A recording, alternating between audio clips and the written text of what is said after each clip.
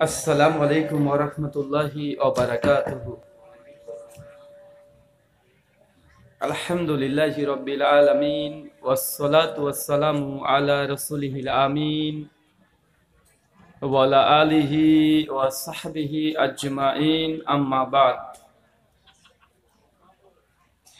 আউযু বিল্লাহিস সামিউল আলিম মিনাশ শাইতানির রাজীম من همزه ونفخه ونفسه. بسم الله الرحمن الرحيم.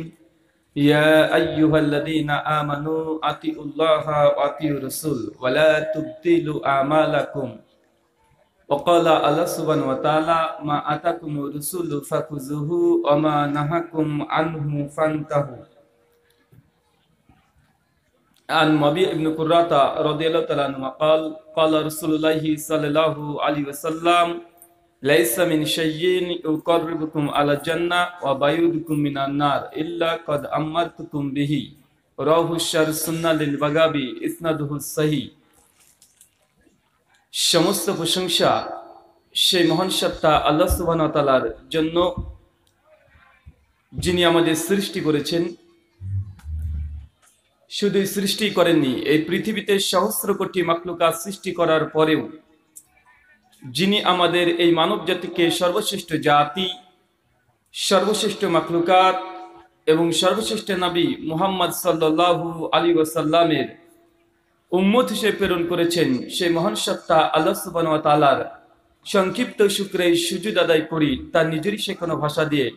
সকলে এক বাক্যে পড়ি আলহামদুলিল্লাহ। জামিয়া দারুত তালিম মাদ্রাসার উন্নতি কল্পে আজ 26 মার্চ 27 মার্চ 2021 মহান সত্তা আল্লাহ সুবহানাহু ওয়া তাআলার কাছে দোয়া এ প্রার্থনা, আল্লাহ সুবহানাহু ওয়া তাআলা যারা এই আলোচনাটিকে সফল করার জন্য সার্বিক দিক থেকে সাহায্য এবং সহযোগিতা করেছেন, অর্থ, শ্রম, মেধা, দোয়া এবং পরামর্শ দিয়ে, মহান সত্তা আল্লাহ সুবহানাহু ওয়া তাআলার কাছে দোয়া এই প্রার্থনা, আল্লাহ সুবহানাহু ওয়া তাআলা তুমি তাদের নেক নিয়াত এবং নেক আমলগুলোকে কবুল করে নাও। সকলে পড়ি আল্লাহুম্মা আমিন।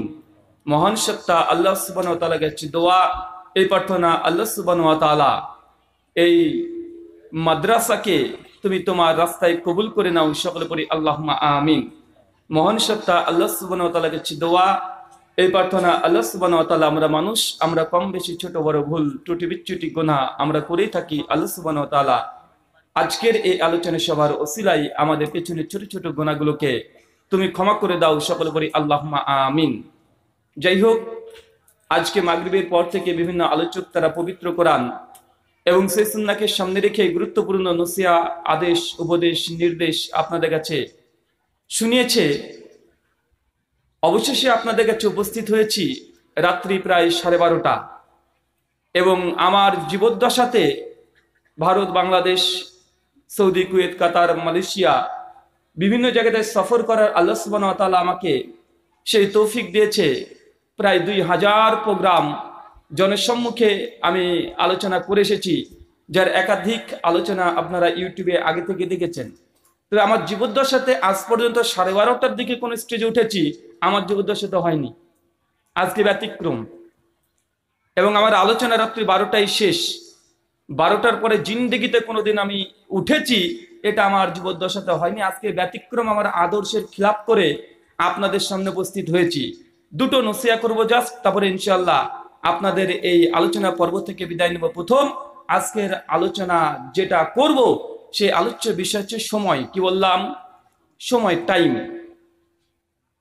ইসলাম এমন একটি জীবন ব্যবস্থা, ইসলাম কোনো ধর্মের নাম নয়, আগে আপনাকে এটা মনে রাখতে হবে। ইসলাম কোনো ধর্ম নয়, বা ইসলামকে যদি মনে করেন ধর্ম, এটা ভুল। ইসলামকে আল্লাহ সুবহানাহু ওয়া তাআলা গোটা কোরআনের, গোটা হাদিসে কোনো জায়গায় ধর্ম বলে আল্লাহ সুবহানাহু ওয়া তাআলা আখ্যায়িত করেন নাই, আল্লাহ নবীও আখ্যায়িত করেন নাই। ধর্ম এসেছে সংস্কৃত শব্দ ধৃ ধাতু থেকে, যার মূল অর্থ যে কিছুকে ধারণ করা, এটাকে বলা হয় ধর্ম। মানে কোনো বিশ্বাস যদি আপনি ধারণ করেন এটাকে কি বলা হয়? ধর্ম। কিন্তু ইসলাম শুধু কোনো জিনিসকে ধারণ করা নয়, ইসলাম হচ্ছে দুটো জিনিসের নাম। এক, কোনো জিনিসকে ধারণ করা, আর দুই, কোনো জিনিসকে বর্জন করে দেওয়া। কি বললাম? কথা বলেন। এক কোনো জিনিসকে ধারণ করার কোনো জিনিসকে বর্জন করে দেওয়া এটাকেই বলা হয় ইসলাম। আর এটাকে আল্লাহ সুবহানাহু ওয়া তাআলা নাম দিয়েছেন পবিত্র কোরআন সূরা ইমরান সূরা নম্বর 3 আয়াত নম্বর 19-এ ইন্না দীনা ইনদাল্লাহিল ইসলাম, আল্লাহর কাছে গ্রহণযোগ্য ধর্ম নয়, গ্রহণযোগ্য জীবন ব্যবস্থা। ইসলামের নাম কি? কথা বলেন বা কথা বুঝতে পারছেন?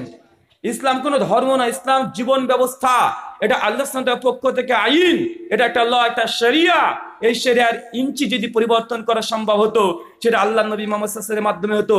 তারপরে কোনো মানুষ এটাকে বিন্দু পরিমাণে সরিষা দানা পরিমাণে এর মধ্যে পরিবর্তন করতে পারবে না, সংযোজন করতে পারবে না, বিয়োজন করতে পারবে না। এটার নাম হচ্ছে ইসলাম। কথা বুঝতে পারছেন ভাই? না গভীর রাত্রিতে আপনারাও নিদ্রার মধ্যে আছেন, তাই আমার অধিকাংশ কথা হয়তো আপনারা শ্রবণ করলেও মাথাতে ধারণ করতে পারবেন না। কেন? সায়েন্স বলছে, যারা বায়োলজি পড়েছেন, রাত্রি 12টার পরে মানুষের শরীর থেকে একটা অ্যাড্রিনা, একটা হরমোন নিঃসরণ হয়, যার কারণে মানুষের চক্ষুটাকে মানুষকে ঘুমাতে বাধ্য করে। ইচ্ছে থাকলেও আপনি জেগে থাকতে পারবেন না, জাগলেও আমার কথা আপনি অধিকাংশ মাথার ওপর দিয়ে যাবে। কেন? কারণ আপনার শরীর থেকে এই মুহূর্তে হরমোন ক্ষরণ হচ্ছে, প্রতিটা নারী পুরুষের এই মুহূর্তে হবেই। এই জন্য তো আল্লাহ সুবহানাহু ওয়া তাআলা নবী মুহাম্মদ সাল্লাল্লাহু আলাইহি ওয়াসাল্লামকে উদ্দেশ্য করে পবিত্র কোরআন সূরা মুজাম্মাল আয়াত নম্বর 1, 2, 3 আল্লাহ বলেছে যে আপনি সারা রাত্রি ব্যাপী আমার ইবাদত করবেন। এটা আমি চাই না, এবং রাত্রের প্রিয় অংশ ঘুমান, আর কিছুটা অংশ আপনি কি করেন? ইবাদত করেন, নামাজের জন্য দাঁড়ান। রাত্রিটাকে আল্লাহ সুবহানাহু ওয়া তাআলা মানুষকে প্রশান্তি দেওয়ার জন্য, মানুষের স্মৃতিশক্তিকে, মানুষের ব্রেনকে স্থিতিশীল করার জন্য আল্লাহ সুবহানাহু ওয়া তাআলা রেস্টের জন্য রাতটাকে বানিয়েছে। তাই এটা আমরা চাইলেও, ইচ্ছে করলেও আমাদের কোনো উপায় নেই। তাই আমরা অনেকে যারা এসেছি শুধুমাত্র কয়েকটা নসিয়া, আলোচ্য বিষয়ের টাইম, সময়। মনে রাখবেন, গোটা বিশ্ব জগতের মধ্যে আপনার কাছে যত নিয়ামত আছে, সবচেয়ে সর্বশ্রেষ্ঠ, সবচেয়ে মূল্যবান যদি কোনো জিনিস যদি আপনাকে আল্লাহ গিফট করে থাকেন, তার নাম হচ্ছে টাইম। কি বললাম? সময়। আপনার জীবনে যত উপার্জিত সম্পত্তি আপনার মধ্যে আছে, যত উপার্জন করেছেন, এবং সবচাইতে যে জিনিসটা আপনি কি অপচয় করেন, সেই জিনিসটার নাম হচ্ছে টাইম, সময়। আপনার জীবনের সবচাইতে যে জিনিসটাকে আপনি খরচ করছেন, এর মধ্যে সবচাইতে উত্তম এবং শ্রেষ্ঠ জিনিসের নাম হচ্ছে সময়। যার কাছে সময় মূল্য দেয় না, যে ব্যক্তি সময়ের গুরুত্ব দেয় না, একদিন সময় এমন একটা পরিস্থিতি আপনার জীবনে সৃষ্টি করে দিবে যে সময় আপনাকেও মূল্য দেবে না। সময়ের একটা শক্তি আছে, পাওয়ার আছে, যে সময় কেউ অপচয় করে, সময়কে মূল্য দেয় না, সময়কে অযত্ন করে, সময় একদিন এমন একটা সময় আপনার জীবনে আনবে, সময় আপনাকে মূল্য দেবে না। অজস্র যুবকদেরকে দিয়ে উদাহরণ দিই, অজস্র যুবক আছে, তারা রাত দিন 24টা ঘন্টার মধ্যে 18টা ঘন্টা তারা ফেসবুক, টুইটার, ইউটিউব বা চালাকি চালায় না। কথা বলেন। এরপর বিভিন্ন গেমসের মধ্যে পাবজি বা আছে না নাই? কথা বলেন। পাবজি আছে, ফ্রি ফায়ার আছে, একাধিক তারা গেমের মাধ্যমে নিজের সময়টাকে অতিবাহিত করছে। তার বাবা যদি তাকে একটা হুকুম করে, হুকুম শোনার তার সময় হয় না।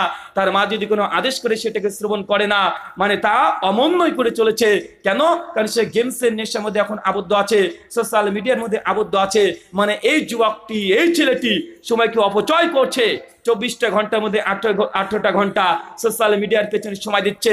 তারপরে গার্লফ্রেন্ড তো আছেই, গার্লফ্রেন্ডের পেছনে 24টা ঘন্টা তাকে নিয়ে চিন্তা করছে। পড়াশোনায় মনোযোগ নেই, ব্যবসাতে মনোযোগ নেই। মনে রাখবেন, যারা এইভাবে সময়টাকে অবমূল্যায়ন করে, সময়কে মূল্য দেয় না, সময় একদিন তার জীবনে এমন একটা সময় আনবে, সময় উল্টো থাপ্পড় দিতে জানে। কি করতে জানে? সময় উল্টো থাপ্পড় দিতে জানে। আপনি মনে করছেন সময়কে অপচয় করছি?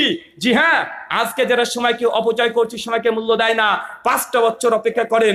এই যুবক যে 24টা ঘন্টার মধ্যে 18টা ঘন্টা সময়কে মূল্যহীন ভাবে ব্যবহার করছে, এই যুবক 5টা বছর পর দেখবেন রাস্তায় টোটো চালাচ্ছে। কথা বুঝতে পারছেন? এরাই টোটো চালাবে। কেন? কারণ এখন তার উদ্দেশ্য ছিল তার জীবনটাকে স্ট্যান্ড করা, দাঁড়ানো, তার জন্য পরিশ্রম করা, কঠোর পরিশ্রম। প্রতিদিন 12 থেকে 16 ঘন্টা পড়াশোনায় মনোযোগী হওয়ার দরকার ছিল। ব্যবসা যদি করে, সেটাকে নিয়ে চিন্তা করার দরকার ছিল। কিন্তু আজকে এসে পড়াশোনায় সময় দেয় নাই, আজকে সময়কে অপচয় করছে। মাত্র 5টা বছর পর দেখবেন এই যুবক যে আজকে সময় অপচয় করছে, 5 বছর পর টোটো চালাচ্ছে।